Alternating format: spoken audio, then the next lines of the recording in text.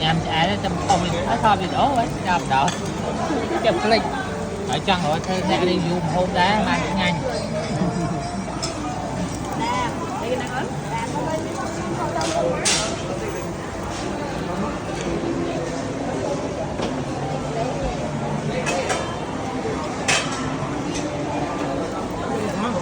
Nam bảo bay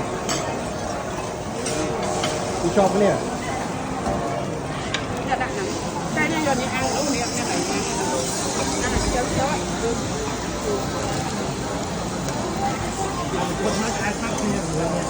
nâng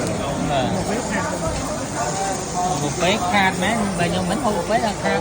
cái nâng đăng chân hả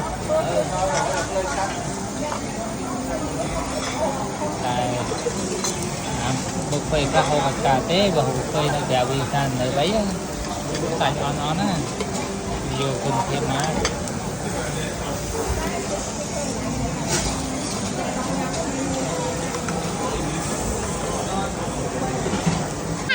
mấy anh chân bạn ta thôi mấy anh chân ta ở xuống á ta bạn đằng ta xuống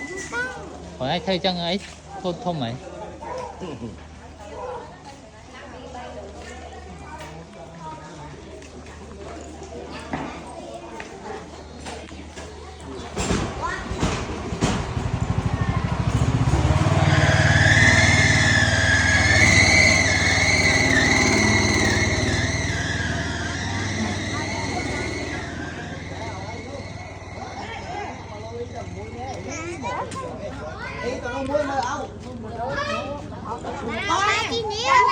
muối nè nha có vậy con này coi nhá bạn thôi bạn em coi đi má anh chưa như chúng ta là cái con này coi sữa không Bà tôi thì đang tiếp bên trong nhá. ấp chế một tôi sẽ gọi miên nó Có cái muỗng chết mấy? ra vợ đi cái thọ tí một bye bye bye bye bye bye